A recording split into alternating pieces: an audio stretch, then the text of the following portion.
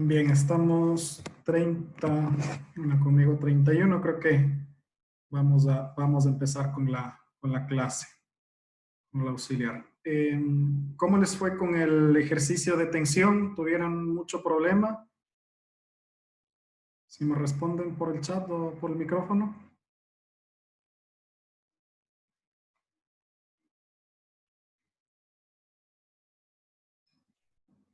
¿No? ¿Nadie?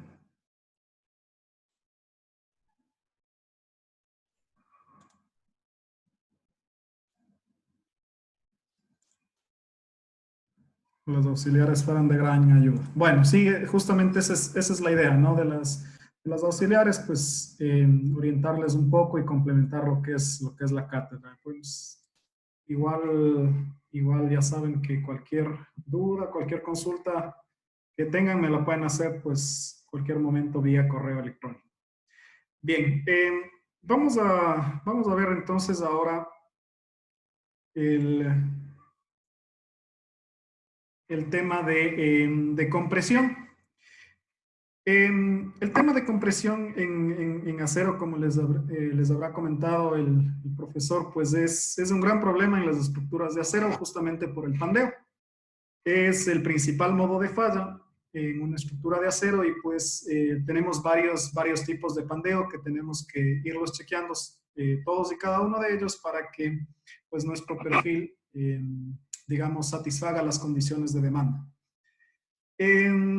Una de las principales diferencias en tensión o con tensión es que, si es que nos acordamos un poco, teníamos un área gruesa, un área total. Debido a las perforaciones teníamos un área neta y debido a la excentricidad terminábamos con un área efectiva, es decir, reducíamos las áreas y trabajábamos con esfuerzos, digamos, los elementos alcanzaban a desarrollar todo su esfuerzo. Entonces trabajábamos con el FY y con el FU, es decir, trabajábamos con esfuerzos máximos. Esto es porque a tensión, efectivamente, pues los elementos pueden desarrollar esos esfuerzos. Pero a compresión, justamente lo que hay que encontrar ahora es ese esfuerzo crítico o ese esfuerzo elástico de pandeo y pues a partir de este, pues el esfuerzo crítico de diseño. Es decir, en tensión trabajábamos con áreas reducidas y con esfuerzos completos. En compresión es al revés. Vamos a trabajar con áreas completas, a excepción de ciertos casos, ya lo vamos a ver. Pero de manera general trabajamos con áreas completas y lo que vamos reduciendo, lo que el diseño se centra, pues, es en encontrar el esfuerzo. Entonces, déjenme ver con el puntero.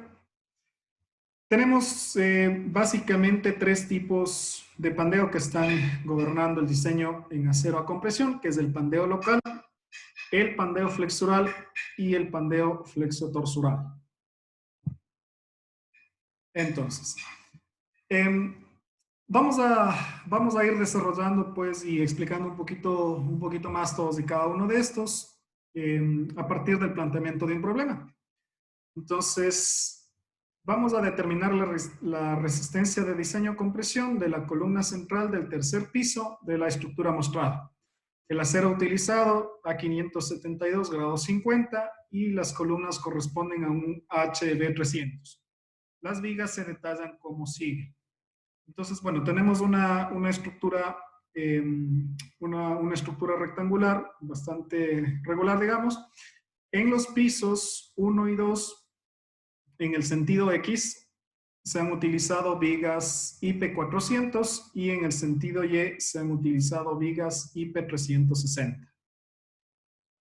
Y en los pisos 3 y 4, es decir, en estos pisos, de ahí en los pisos 3 y 4, tenemos un IP360 y un IP330 en Y. La columna que vamos a chequear, que vamos a chequear su capacidad, pues es justamente la columna central del tercer piso, ¿no? Entonces, para el efecto, pues le he graficado los pórticos, el pórtico 2 y el pórtico B. Bien.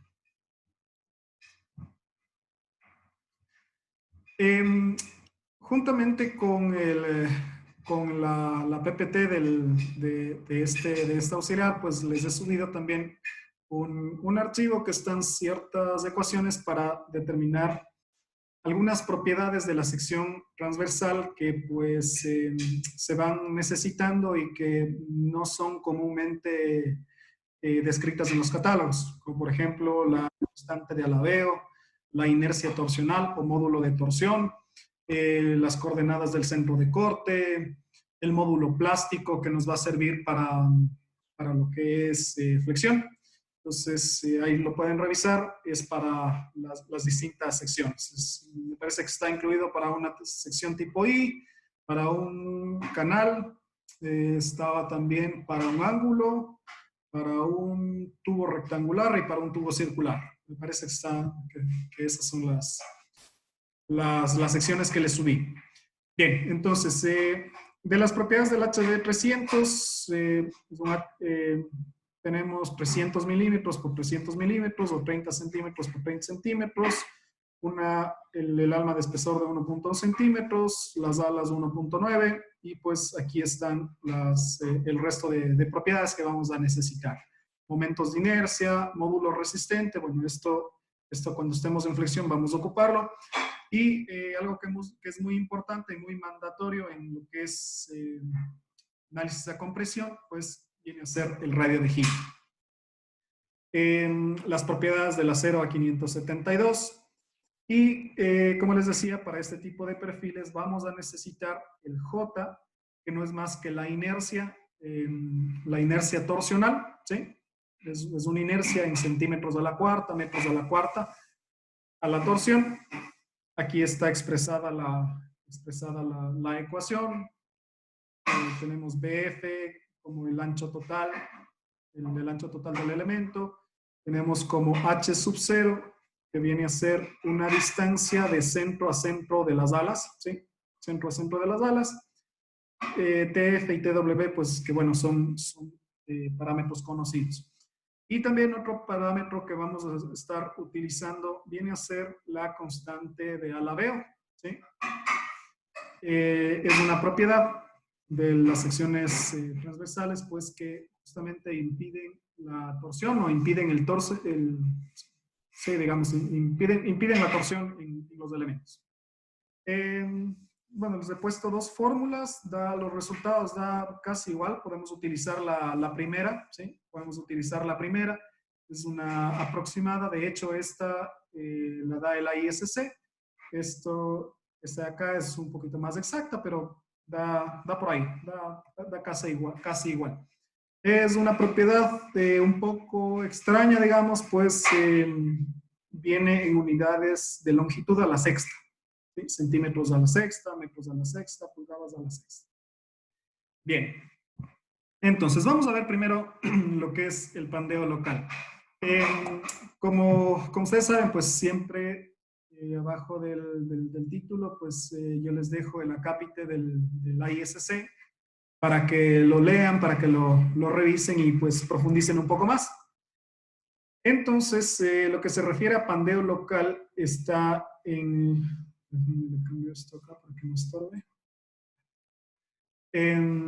Está en la sección B4, específicamente la tabla B41A para los elementos, digamos, a compresión, ¿sí?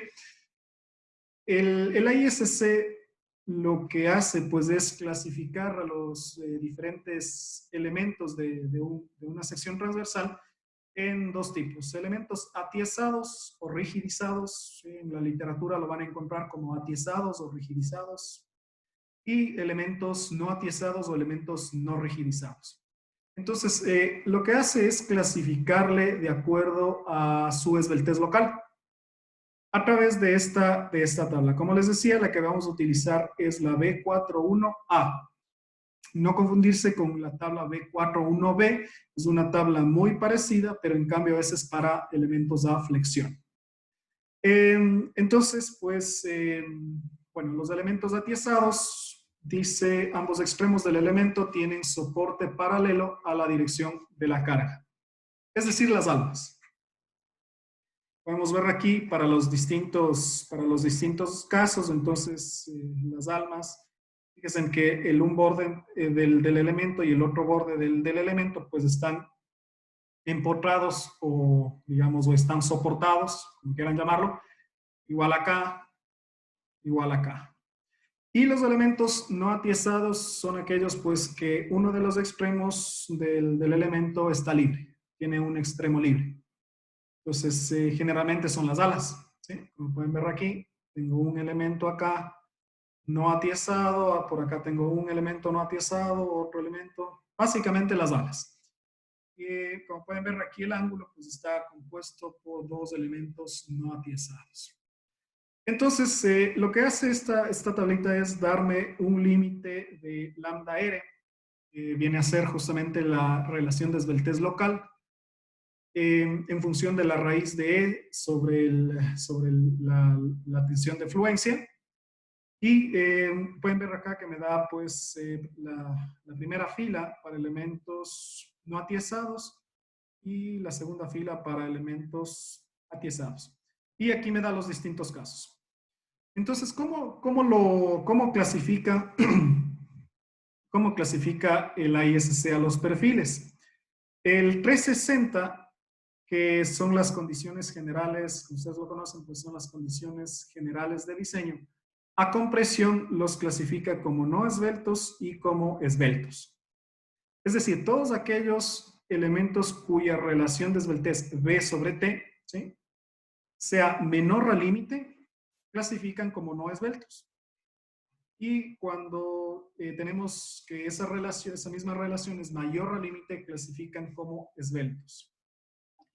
Las relaciones y de dónde a dónde tomar el B, bueno, el T siempre es el espesor, pero sobre todo el ancho B o la altura H, ¿sí?, de dónde a dónde tomarlo, pues tienen aquí en la tabla del ISC. Por ejemplo, para determinar la relación de esbeltez del ala de un perfil tipo I, entonces pueden observar pues que lo toma desde el centro, desde el centro hacia afuera, ¿sí? Pero en cambio, para tomar, digamos, la esbeltez en las almas, generalmente es un ancho libre, es un HW, es la altura libre del alma. Entonces, eso pues lo pueden ver claramente aquí en las tablas. Simplemente es cuestión de ver cuál es el caso que aplica y pues aplicarlo nada más. Adicionalmente quería pues incluirles como informativo el ISC 341, la última versión asimismo es del 2016, tiene todas las disposiciones que son para diseño en zona sísmica o diseño sismo resistente. Y este establece pues límites incluso más restrictivos que estos, límites mucho más pequeños, y clasifica a los elementos como sísmicos de media ductilidad y como elementos sísmicos o sísmicamente compactos de alta ductilidad. Eso, como digo, pues está en el ISC 341 y pues lo podrían revisar ahí. Entonces, en esa parte, pues nos dice que para los elementos principales de un marco sismo resistente, siempre debemos utilizar perfiles sísmicos de alta ductilidad o de media ductilidad, dependiendo de la zona sísmica en la que nos encontramos. Bueno, entonces vamos a calcularle pues el pandeo local. Para el ala, tengo 4 alas iguales, así que pues con calcularle una, ya tengo para las 4. Tengo el caso 1, ¿sí? Podemos ver acá, en hacer el caso 1, aquí nos dice alas de perfiles rolados o perfiles laminados, ¿sí? Si es que ustedes tienen un perfil armado en base a flejes o planchas, aplicaría el caso 2. En este caso es el caso 1, y para el alma, una vez me adelanto, pues será el caso 5, ¿no? Caso 5 para almas de perfiles doblemente simétricos. Bien. Relación B sobre T, tengo que compararle entonces con 0,56 raíz de E sobre FY. Recuerden B, lo veo desde donde lo toma desde el centro hacia afuera, 15 sobre el espesor del ala, 1,90, y lo comparo con 0,56, raíz de 2 por 10 a la quinta megapascales, que viene a ser pues el módulo elástico del acero, y pues el FY del acero a 572 grados 50, 345. Entonces, en este caso tengo por el un lado 7,89 y por el otro lado 13,48. El ala clasifica como un ala no esbelta. Para el alma, decíamos que vamos a utilizar el caso 5 y determino la relación de esbeltez H sobre TW. Lo comparo con el límite 1,49 por la raíz de E sobre FY. En este caso H viene a ser la altura libre del alma. Como digo, eso lo pueden ver en la tabla, cómo lo toma, dividido para su espesor. 26,2 dividido para 1,1 y lo comparo con esta relación. En este caso, entonces, tengo por el un lado 23,82 menor que 35,87, entonces clasifica como un alma no esbelta. Cuando yo tengo elementos o cuando todos los elementos del perfil son no esbeltos, entonces no va a existir, no voy a tener problemas por pandeo local. Por lo tanto, no hay reducción de la resistencia. Y es aquí donde yo les decía, pues, que generalmente en compresión las áreas no las reducimos. Trabajamos simplemente con el área completa, a excepción de cuando se trabajan con elementos esbeltos. Cuando trabajamos, por ejemplo, si es que aquí me daba ala esbelta y alma no esbelta, uno de los dos elementos era esbelto, yo tengo que trabajar ahí sí con un área efectiva, que obviamente va a ser menor al área total del perfil, y pues obviamente voy a tener una reducción en la resistencia debido a ese posible pandeo local que puede darse en el elemento. Si bueno, aquí lo que acabo de decir dice, si uno de los elementos es esbelto, se considera que no todo el área del perfil es efectiva, por lo que se reduce la resistencia por pandeo local. Cuando tenemos con elementos esbeltos, pues aplica también la sección E7, es un acápite pequeñito, pues eso lo vamos a ver la próxima semana, en el próximo taller de compresión vamos a trabajar con elementos esbeltos. Y pues, como digo, lo que hace es reducir la resistencia por esbeltez local.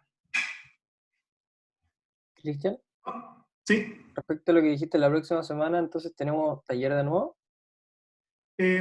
Entiendo que sí.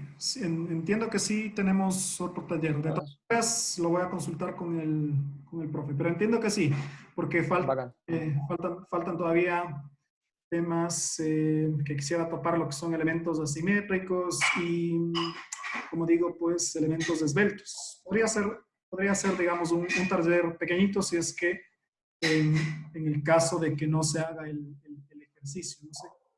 Parece que el ejercicio está planificado para dentro de 2 semanas, si no estoy mal. Bueno, de todas maneras, lo voy a consultar con el profesor para ver cómo está la planificación.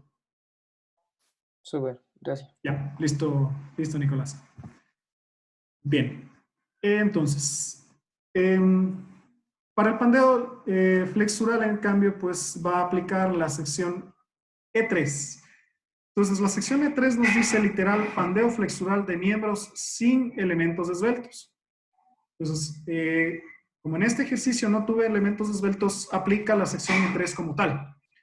Como les comentaba, cuando yo tengo elementos esbeltos, primero tengo que tratar la sección E7 y pues después referirme a la sección E3.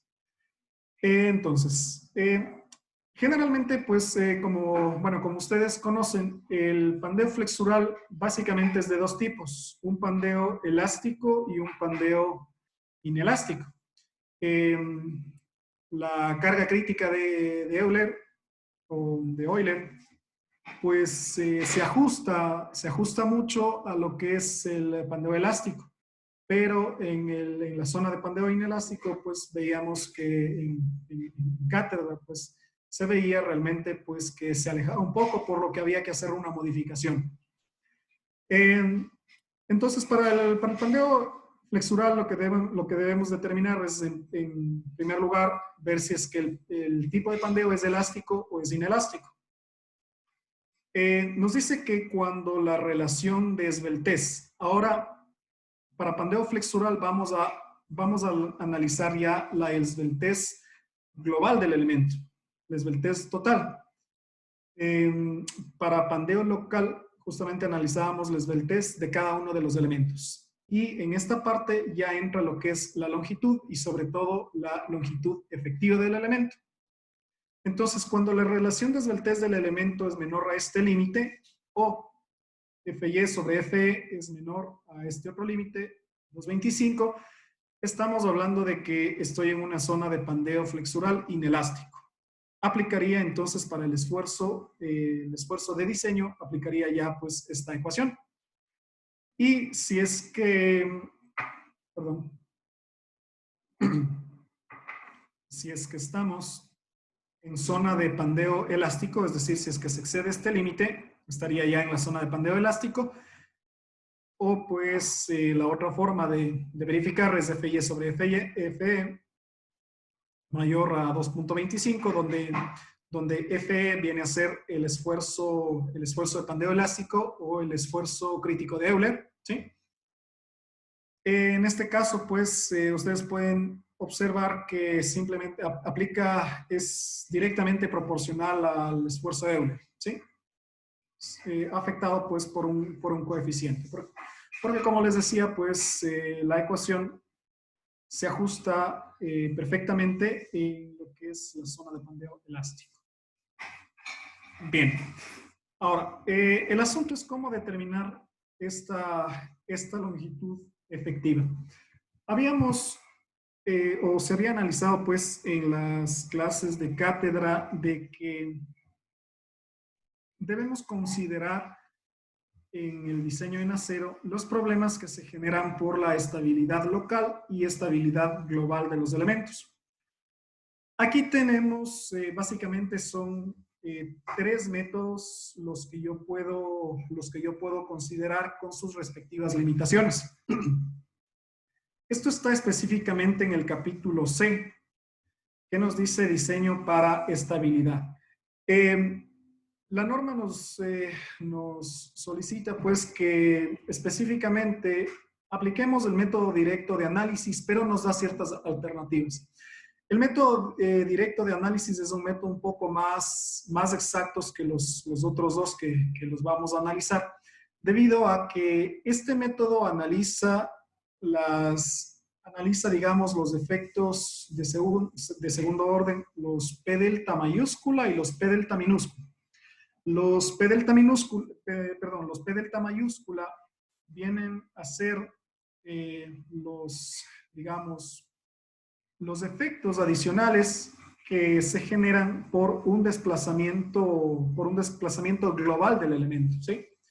Entonces, si yo tengo un elemento, pues imaginémonos aquí que tengo en la columna, tengo el elemento completamente recto y está aplicada la carga gravitacional, pero por cuestiones de una carga transversal, pues este elemento rota como un cuerpo rígido y sobre este elemento está aplicada la misma carga axial.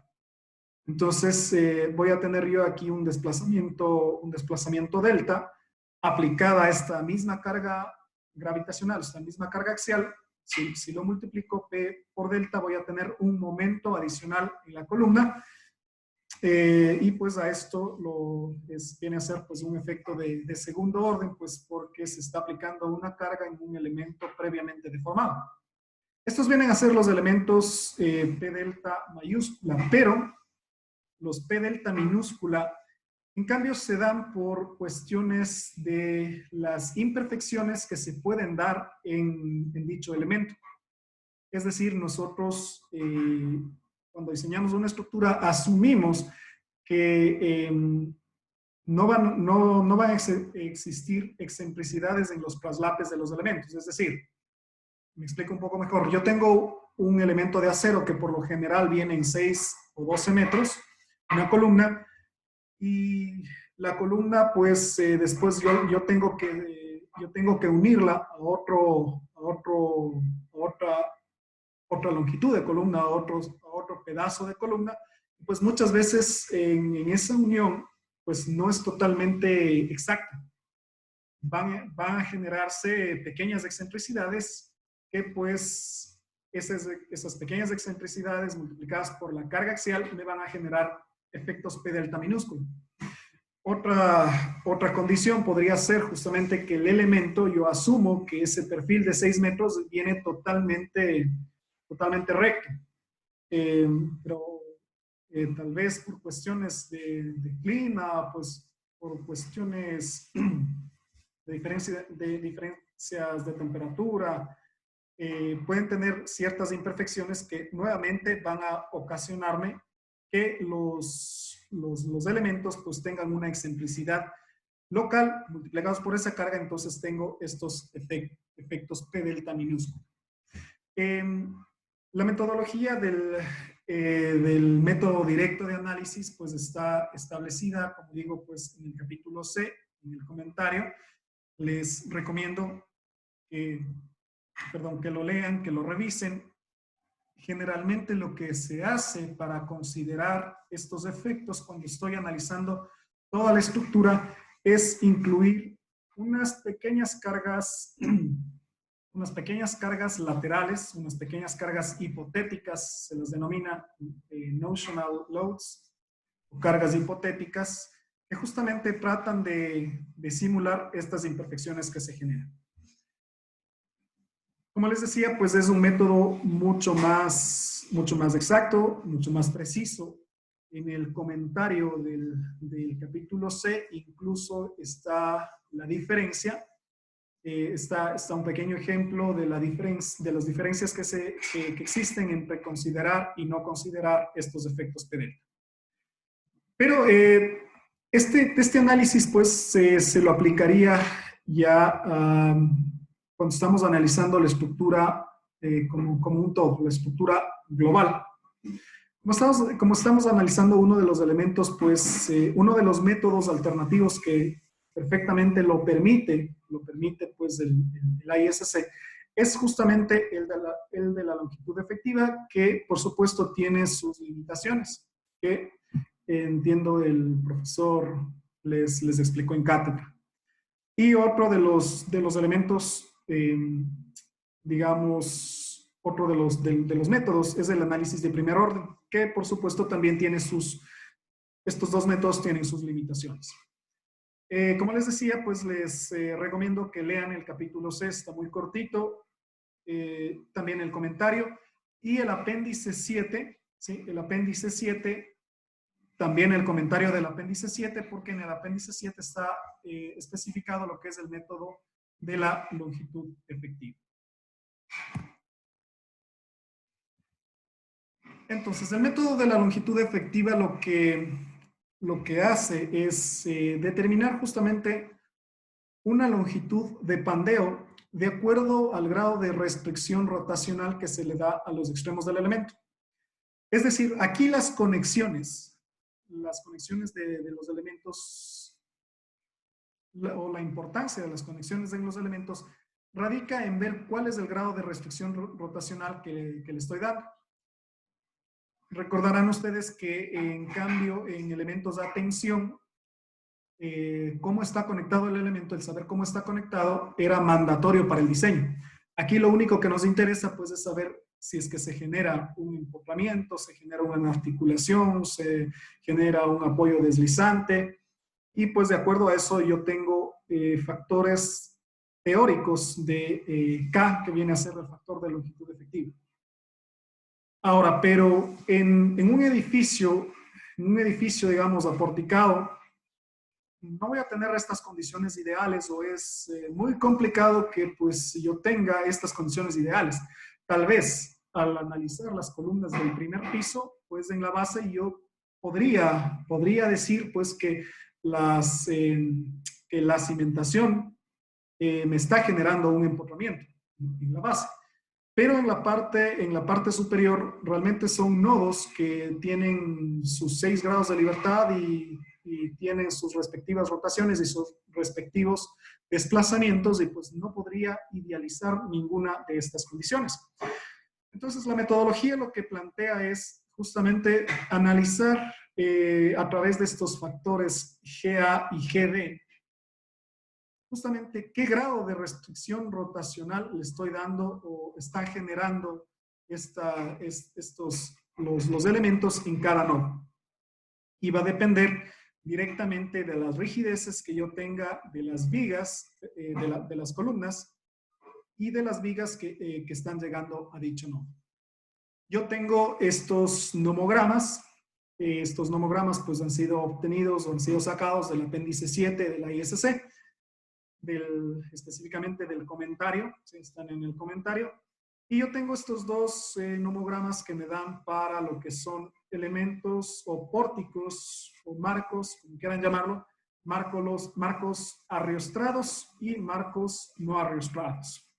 Entonces, en los marcos arriostrados, ustedes saben pues que estos están prácticamente impedidos al desplazamiento lateral, por lo que el peor caso del factor de longitud efectiva sería pues un valor de 1. Es decir, se asemeja a una condición de articulación en los dos extremos. Sería el peor caso.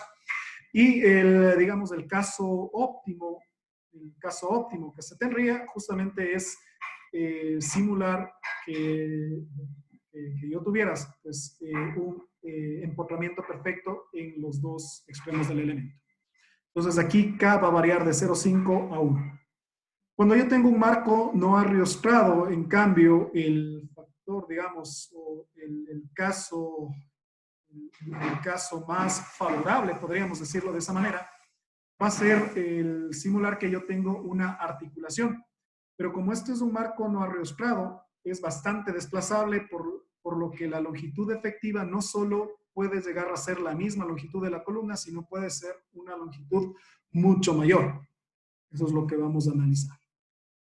Bien, entonces este factor G, pues lo que se hace pues es determinar las rigideces de las columnas que llegan al nodo, partido por las rigideces que llegan a la viga.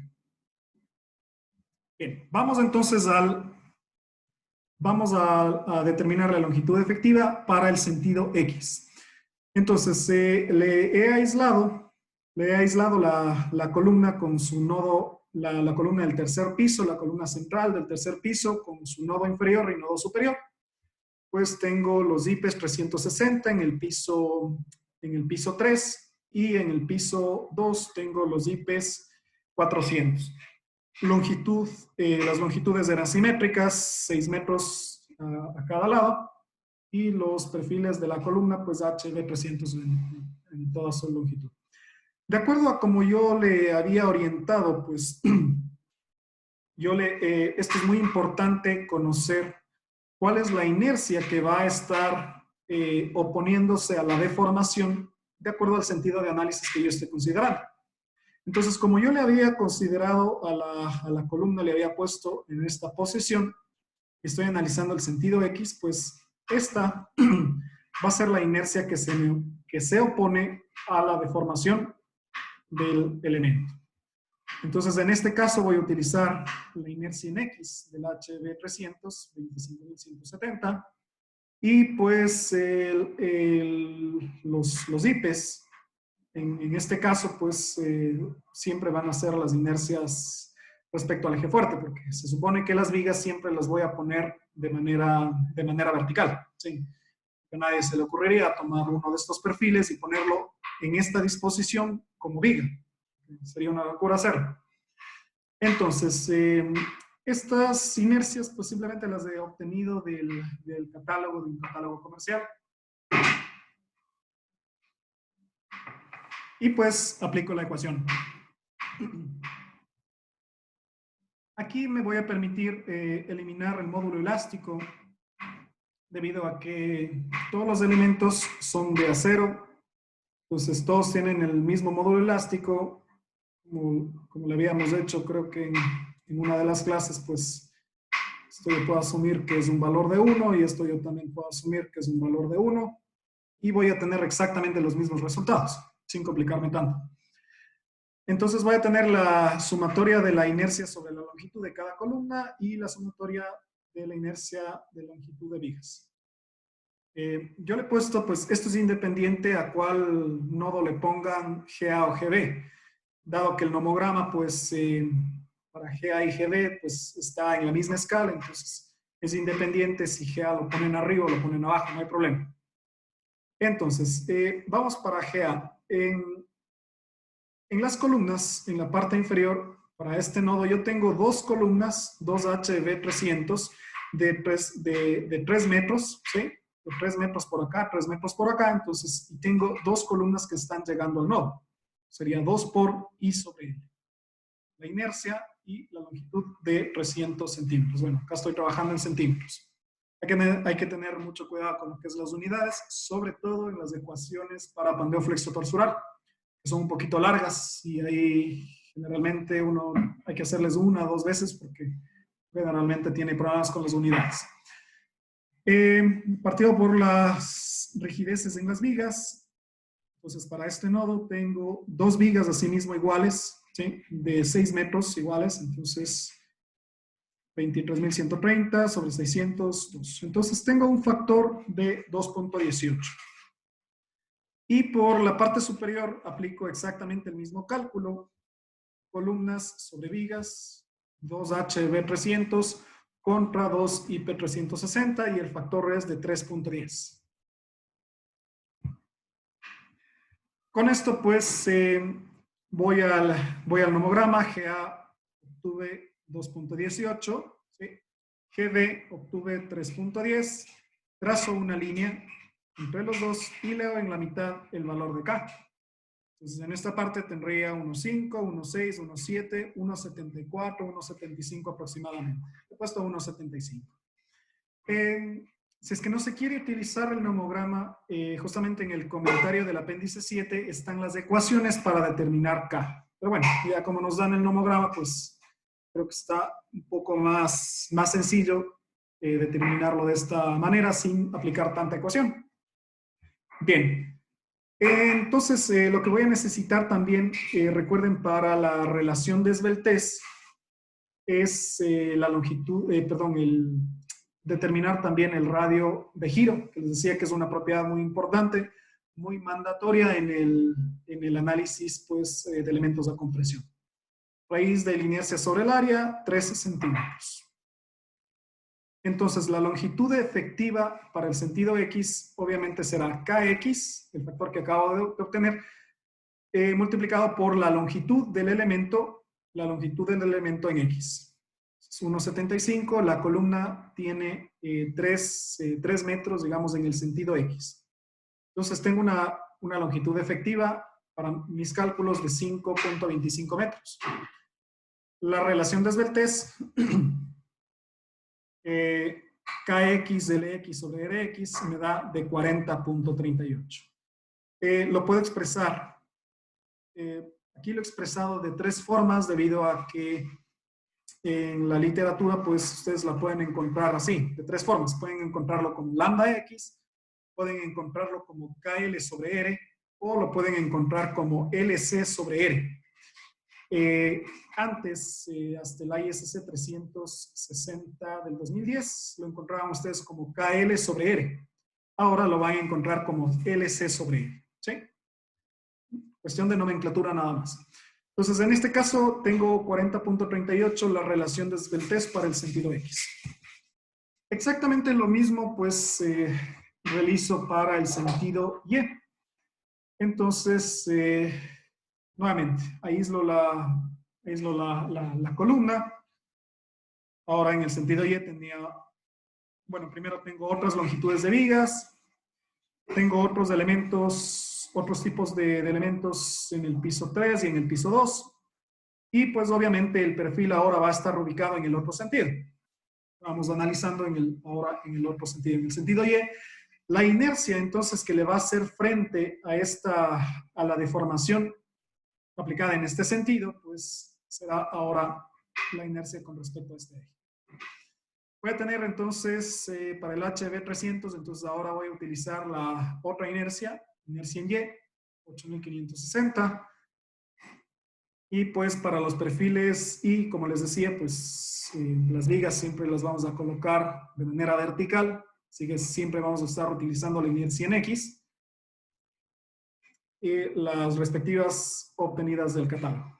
Hago exactamente lo mismo en la parte inferior, serían dos columnas HB 300 de 3 metros contra dos vigas de IP 360 de 5 metros. Entonces en la parte inferior tengo un valor de pues 0,88. En la parte superior el GB hago exactamente lo mismo, 2 HB300 contra 2 IP330, tengo un valor de 1.21. Voy al nomograma, bueno, ojo con eso, como ustedes pudieron observar, en los pórticos intermedios no tengo arriostramientos, ¿sí? no tengo diagonales, no tengo chevrones que me estén impidiendo el desplazamiento lateral de todo el marco. Entonces, por esa razón, he utilizado el nomograma correspondiente a pórticos no arriostrados, pórticos a momento frame. Bien, hago lo mismo, les decía, pues 0,88 por un lado, 1,21 por otro lado, trazo una recta y pues aproximadamente tengo un K de 1.32. Obtengo el factor del radio de giro en Y. Radio de giro en Y nos da 7,58. Obtengo la longitud efectiva en Y, KY por LY, 1,32 por los mismos 3 metros. Recuerden que en este caso, diferente a lo que se vio en el ejercicio de cátedra, que tenía longitudes de cálculo diferentes para el sentido X y para el sentido Y. En este caso, pues, no tengo ningún arriostramiento al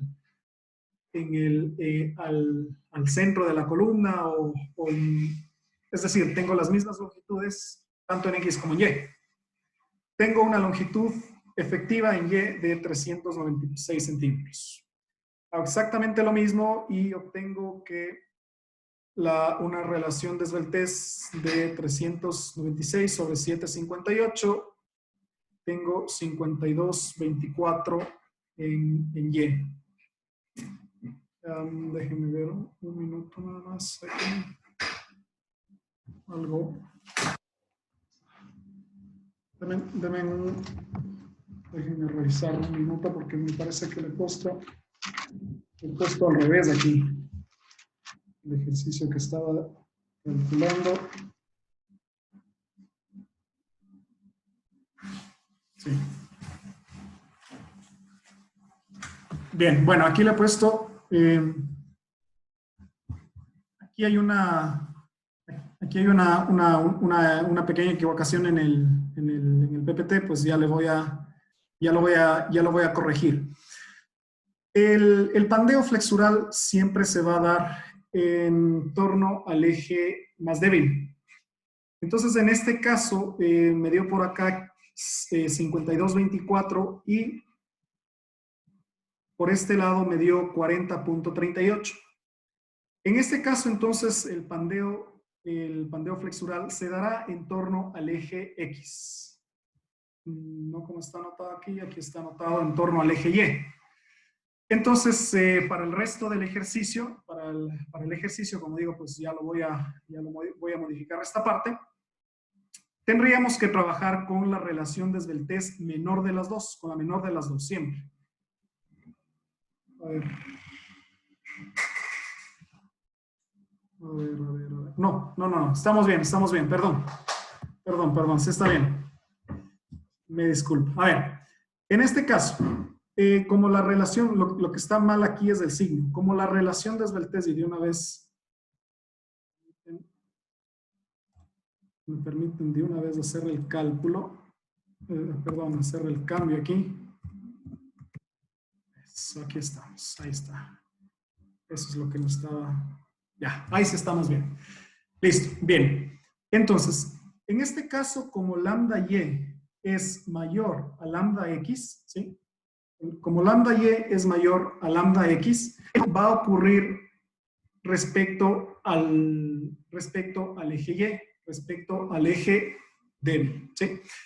Recuerden la curva, la curva de comportamiento, relación de esbeltez versus esfuerzo de diseño, en donde mientras yo tenga mayor relación de esbeltez, voy a tener mayor peligro de pandeo y voy a tener menor esfuerzo.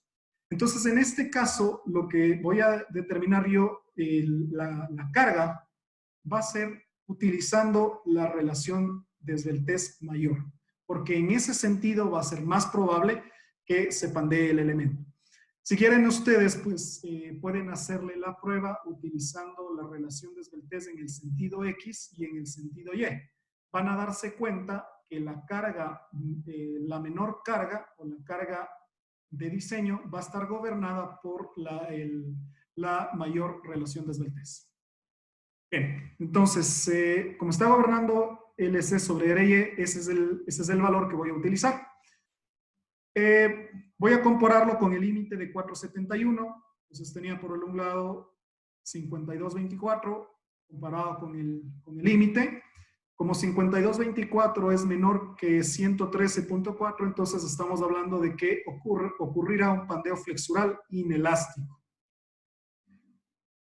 Utilizo la primera ecuación, pero para ello necesito obtener la tensión crítica de Euler. Pi cuadrado E sobre la relación de esbeltez al cuadrado. Pi cuadrado E, 52.24 al cuadrado. Entonces tengo una tensión de 723.31 megapascales. Calculo el factor, calculo el exponente, FY sobre FE, 345 megapascales sobre 723.31, tengo 0.477. Aplico la ecuación respectiva y obtengo que el esfuerzo de diseño es de 282.56 megapascales. Aquí yo puedo darme cuenta del grado de reducción que va a tener mi elemento, pues por esa cuestión del pandeo. Fíjese que yo compré el perfil. Yo al momento que lo compro, pues este perfil tiene un esfuerzo de un FY, una tensión de 345 megapascales, pero por las condiciones de esbeltez de la estructura, va a alcanzar a desarrollar únicamente 282.56 megapascales. Es por esta razón, entonces, pues, como está directamente relacionado con la inversa de la relación de esbeltez, pues inversamente proporcional a la relación de esbeltez, es lo que les decía, mientras más relación de esbeltez tenga yo, el elemento va a ser menos efectivo. Entonces, es por esa razón que yo tengo que cuidarme, tengo que cuidar que la relación de esbeltez no sea demasiado grande. Con esto, pues, nada, aplicarle la ecuación phi FCR multiplicado por el área completa, y pues tengo una carga máxima de 3.789 kilonewtons, ¿sí?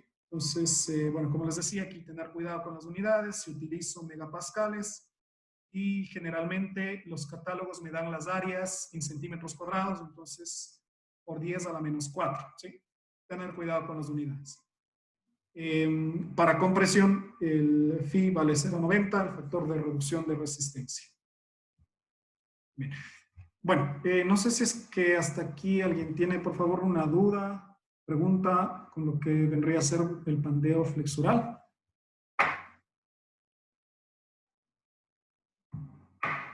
No sé si estamos claros, medianamente claros. Si me responden por el chat o...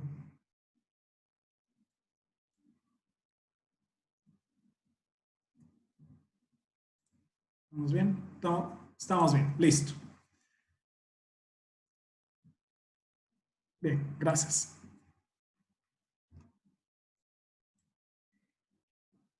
No hay aproximaciones de longitud efectiva para el caso de doble embotrado deslizante.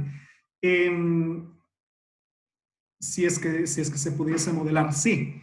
Específicamente, a ver, bueno, lo que pudiera tener yo es un empotramiento en la parte de abajo y un empotramiento deslizable en la parte de arriba o viceversa. No puedo tener dos apoyos deslizantes tanto arriba como abajo porque se constituyen un elemento inestable. Entonces tengo inestabilidad. Eh, los parámetros que nos da, digamos, o estas idealizaciones que nos da el ISC, eh, digamos, son las más básicas. De pronto, si es que se revisa en la literatura, me parece que en el libro de McCormack, en, específicamente en el libro de McCormack, hay otro que es Estructuras de acero de Dina Cota, ahí se pueden ver mayores una gama más amplia para los tipos, según los tipos de apoyo que se tenga. Sí existen, por supuesto. ¿Cómo se calcula el valor de G en un apoyo? Ya, listo, buena pregunta. Generalmente yo tengo...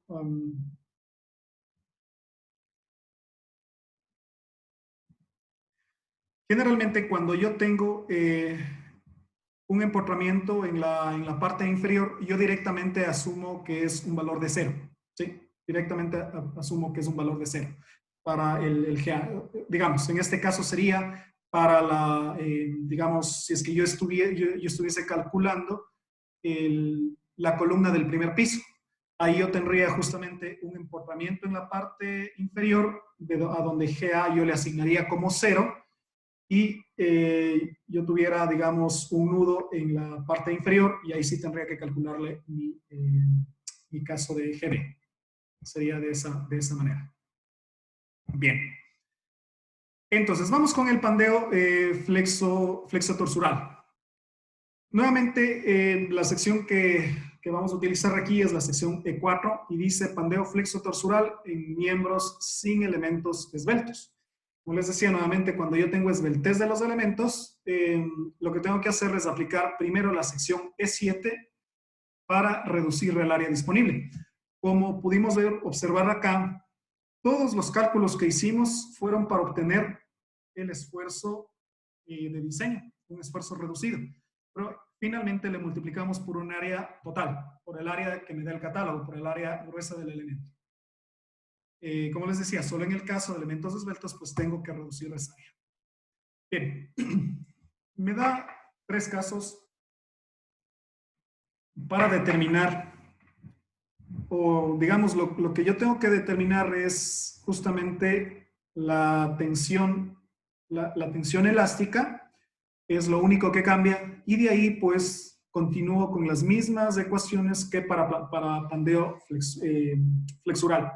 Como pueden ver ustedes, aquí la tensión elástica para pandeo flexural es pi cuadrado E sobre relación de esbeltez al cuadrado.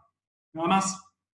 Lo que cambia en pandeo flexo-torsural es, como digo, la forma en cómo calculo ahora esa tensión crítica, tensión elástica. Y tengo, como les decía, tres casos. Para perfiles doblemente simétricos, tengo esta relación, esta ecuación, donde CW decíamos que viene a ser la constante de alabeo. Este G, no confundir, lamentablemente la ISC lo está tomando como con la misma nomenclatura, con la misma letra, podríamos decir. Este G de aquí viene a ser el módulo de corte del acero. Y este J que viene a ser la inercia torsional, que ya lo habíamos analizado. De ahí tengo el caso bueno, en los perfiles doblemente simétricos, el centro de corte y el centro de gravedad o centroide del elemento, pues está en el mismo punto. En perfiles de simetría simple, digamos que el centro de corte está desplazado justamente en el eje que no es simétrico. Aplico entonces esta ecuación. El primer caso, pues, sería para perfiles tal vez tipo I, tipo H, que bueno, prácticamente es lo mismo, pero básicamente para este tipo de perfiles. Este sería para este tipo de perfiles, perfiles de simetría simple.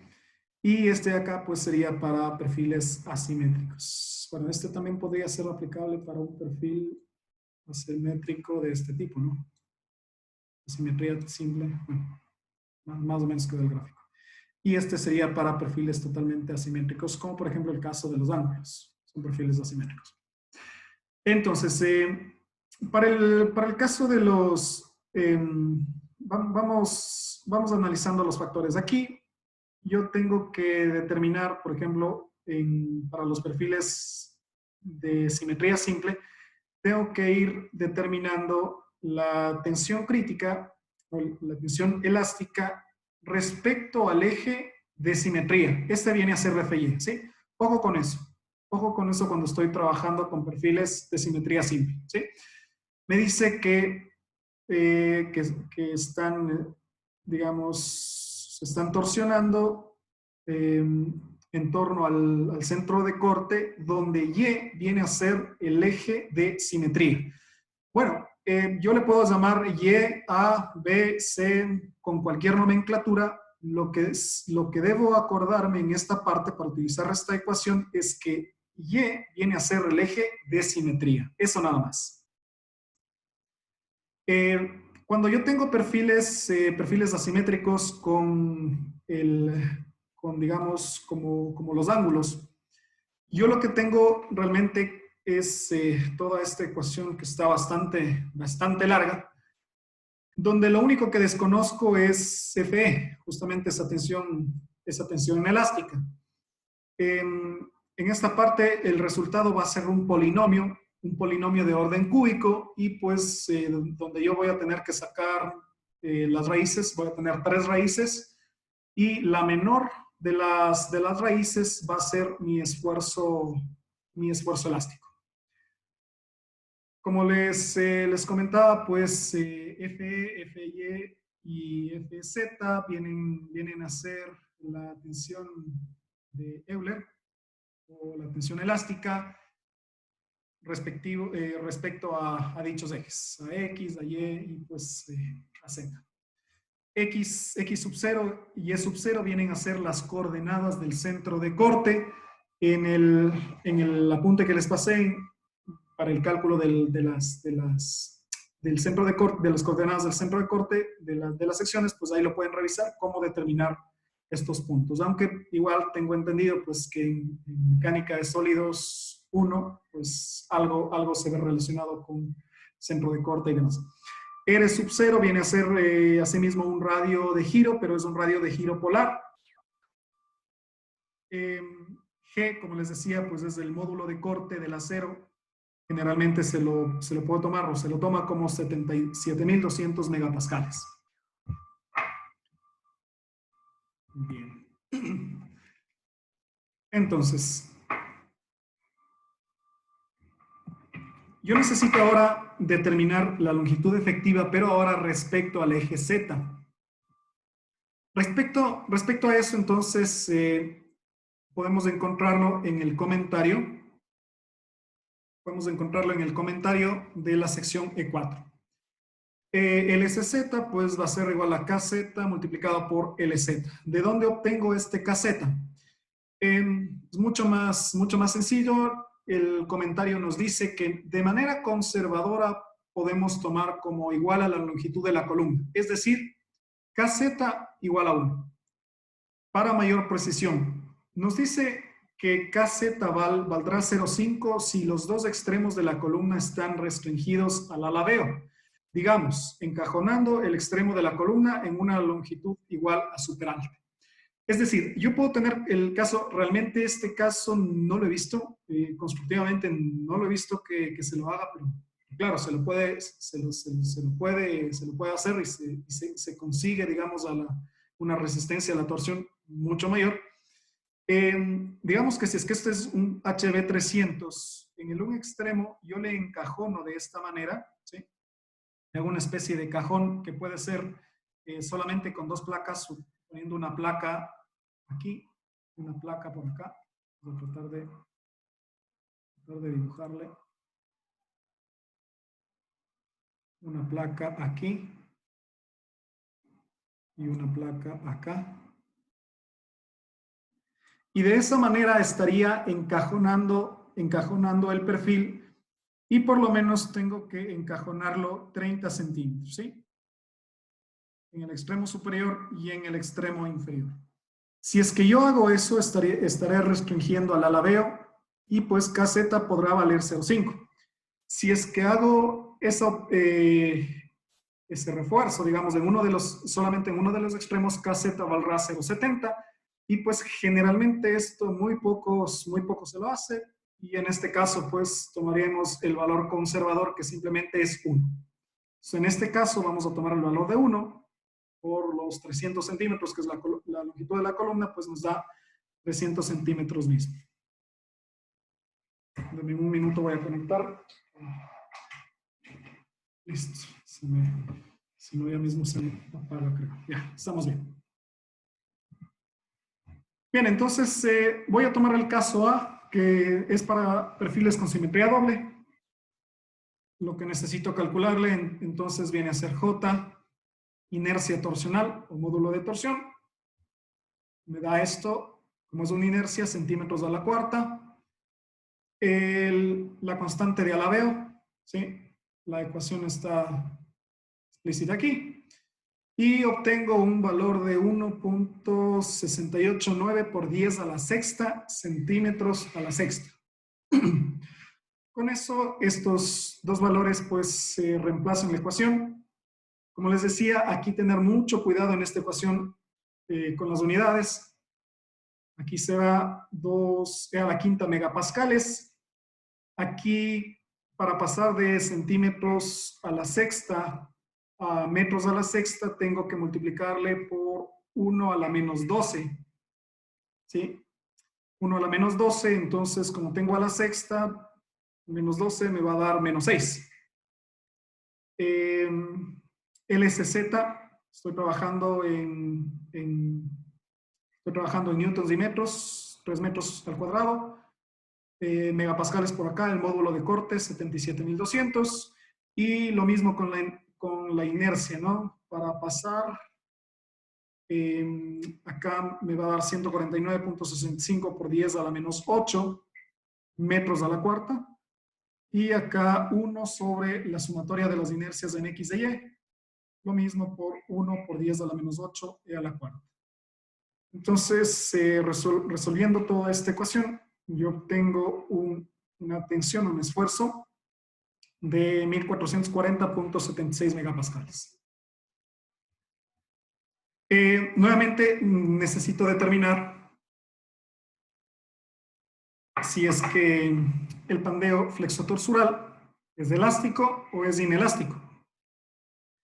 Y recuerden que yo tenía dos formas, con el límite 471 raíz de E sobre FY, o también me decía que relacione FY sobre FE y lo compare con 2.25.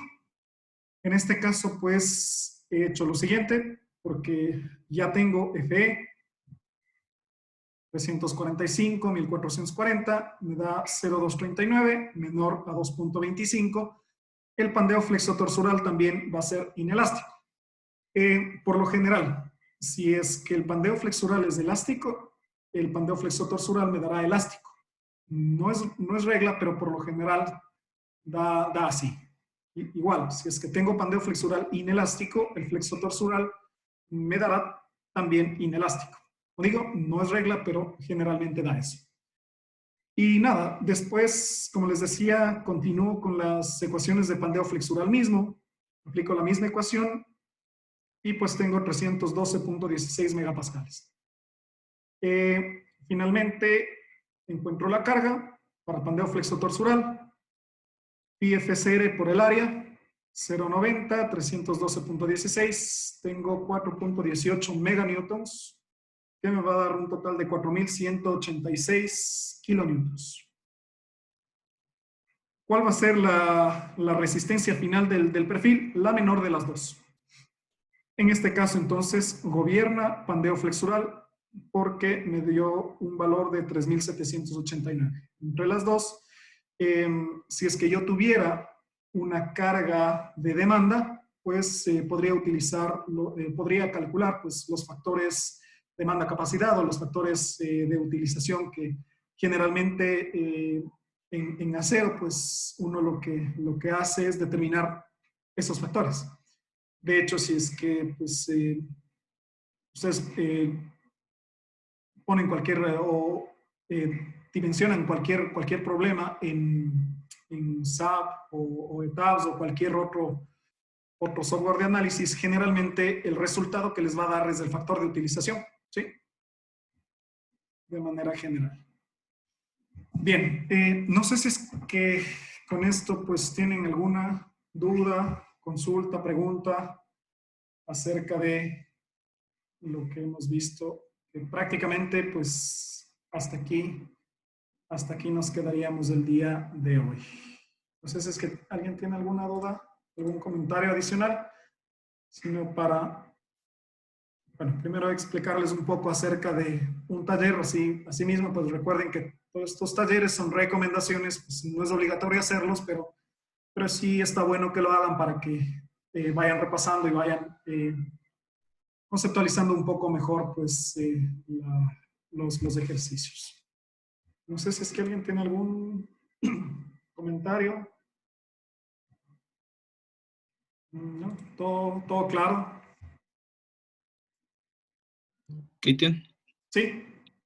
yo tengo una duda de cómo ver los pandeos de forma gráfica, así cómo se movería el perfil con cada uno de los pandeos. No sé si se entiende. Sí. Ah, déjame te lo veo. Déjame te lo busco. A ver si es que lo encuentro.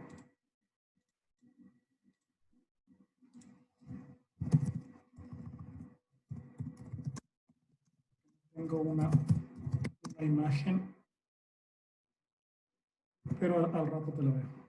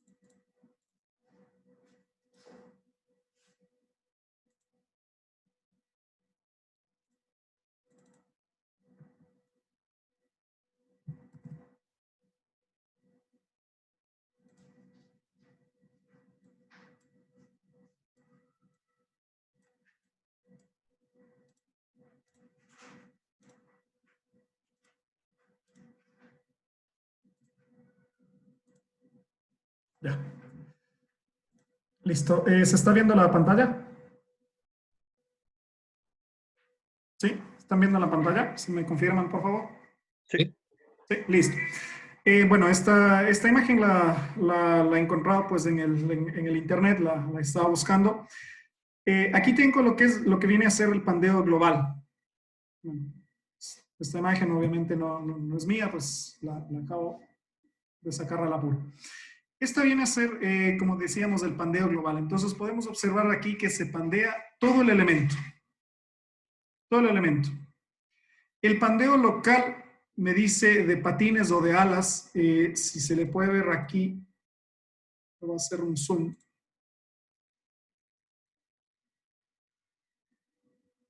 Aquí puedo observar que en el pandeo global o en el pandeo flexural, la sección transversal del elemento permanece igual antes y después de la deformación.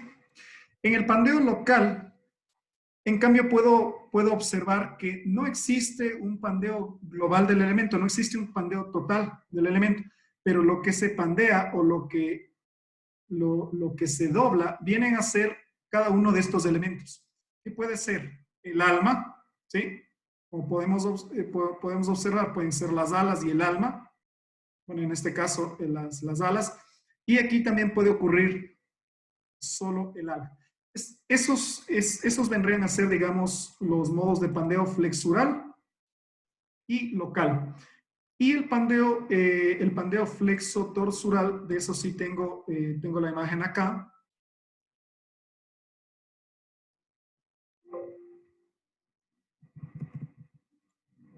En un minuto, no sé por qué no me permite.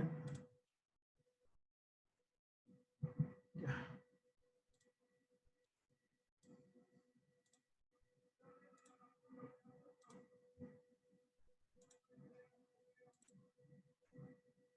Listo. Acá. El pandeo flexo-torsural, entonces, lo tengo aquí. Se da cuando generalmente el perfil tiene poca rigidez a la torsión. Entonces, en lugar solamente de doblarse en toda su longitud, como ocurre en el pandeo flexural, la sección transversal también rota en su propio eje. Fíjense en que acá, digamos, el alma está en un sentido y pues en el extremo superior está en el otro sentido, prácticamente está arrotado 90 grados. Entonces, no solo se pandea no solamente se pandea totalmente el elemento, sino también se torsiona.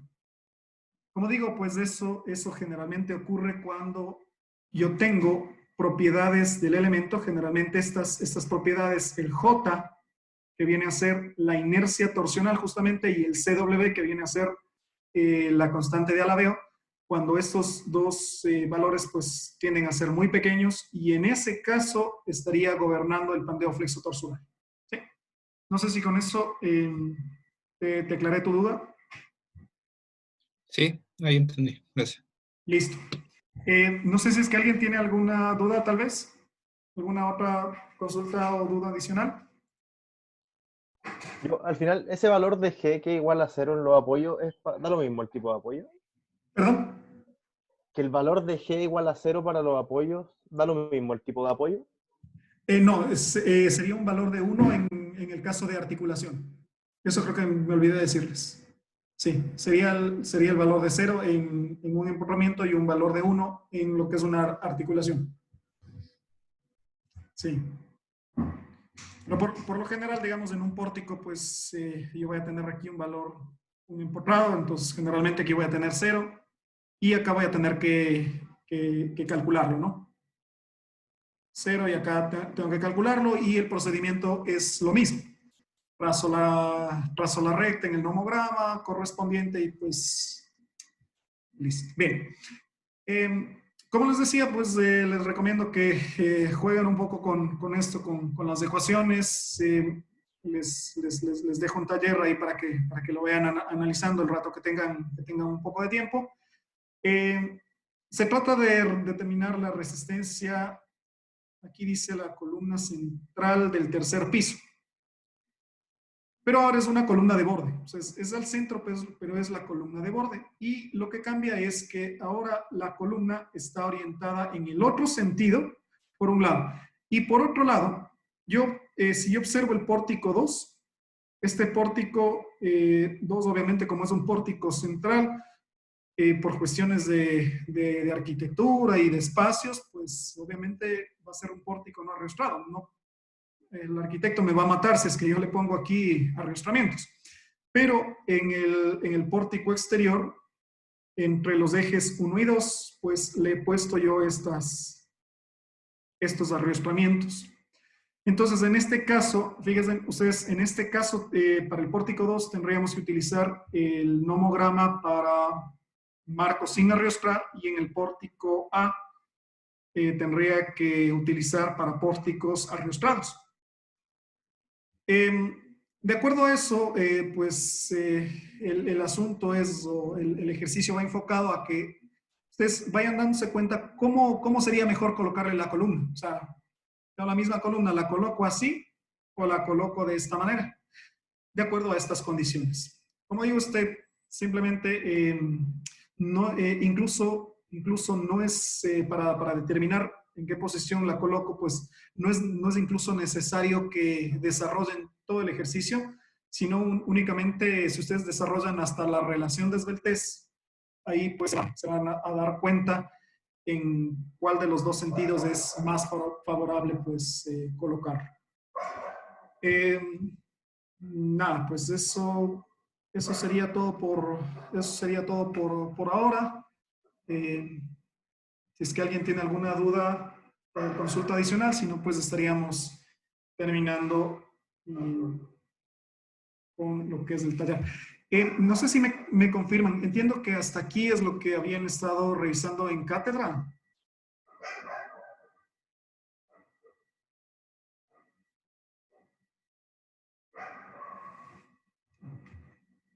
Sí, hasta ahí el profe.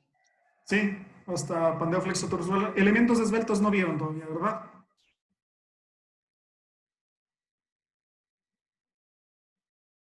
No, estamos recién en esto. Ya, listo. Listo. Bueno, para ir, a pesar de que yo por lo general a veces me conecto a las cátedras para ver cómo van avanzando y según eso también preparar los talleres. Bueno, pues si es que no hay dudas adicionales, o si es que, bueno, las dudas les surgen después, me escriben sin problema al correo. Bueno, como podrán haber visto, ya me han asignado una cuenta pro de Zoom, entonces espero no tener ningún problema con el video completo, entonces se los voy a subir inmediatamente después de que terminemos la clase.